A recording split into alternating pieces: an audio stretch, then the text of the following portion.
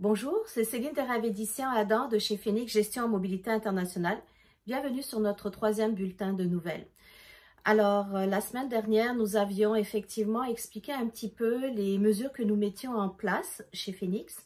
Et donc, nous concrétisons cette semaine. Donc, n'oubliez pas de vous inscrire pour notre premier webinaire qui va avoir lieu à partir de ce mercredi-là. Donc, mercredi 15 avril, à partir de 10 h, nous vous attendons nombreux sur le webinaire pour vous expliquer le principe des prorogations des permis de travail. Donc, les choses à faire, à savoir, à redresser certaines situations, à procéder notamment aux doubles voire triples procédures qu'il faut mettre en place selon le type de permis de travail. Alors, à partir de ce mercredi-là, par la même occasion, ça vous permettra de pouvoir poser des questions en ligne et nous ferons un plaisir justement de vous apporter un maximum de réponses.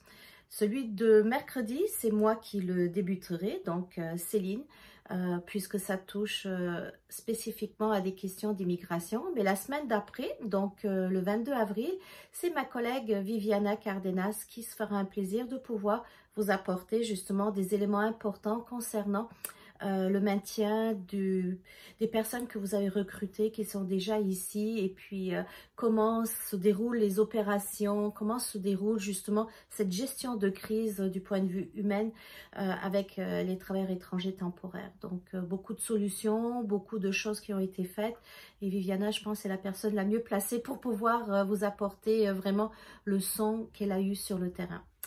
Alors, de mon côté, j'aimerais également vous mentionner 2-3 choses qui ne sont pas des moindres. La première information concerne les mises à jour constantes que fait IRCC, donc Immigration Canada, les autorités d'immigration canadiennes, cette fin de semaine, donc pendant le week-end de Pâques, le long week-end de Pâques, que nous sommes toujours, puisqu'aujourd'hui nous sommes le lundi 13 avril, joyeuse Pâques.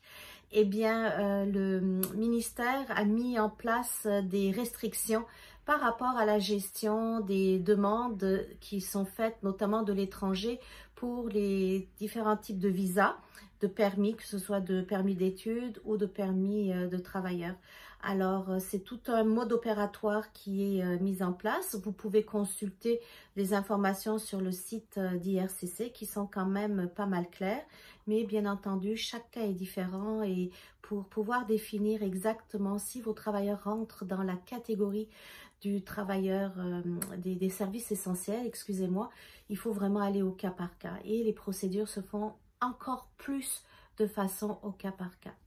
Alors, faites très attention, nous sommes là bien entendu si vous avez besoin de quoi que ce soit. N'oubliez pas, les prorogations, les maintiens de statut sont vraiment essentiels. Si jamais un candidat, un de vos employés perd le statut, cela peut avoir des conséquences assez difficiles sur plusieurs points de vue. Le premier déjà du point de vue de l'entreprise, si le poste est toujours actif.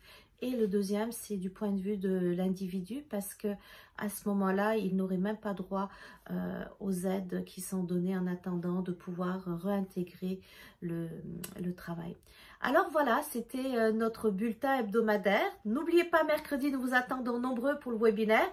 Il y a également les consultations qui sont là, qu'on vous a déjà distribué la semaine dernière avec un petit tableau pour vous inscrire. Alors, inscrivez-vous.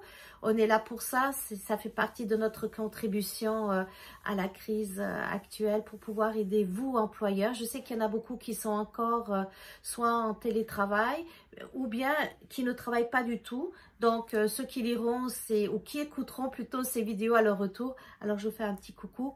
Gardons la force, gardons le côté positif. La résilience, c'est ce qui va nous permettre de nous en sortir. On ne baisse surtout pas les bras. Encore une fois, je quitte à me répéter, positif, positif, positif. On va aller tous vers l'avant et puis on va passer cette période difficile et puis on va tous être victorieux et pour mieux encore. À bientôt. Rendez-vous à bientôt.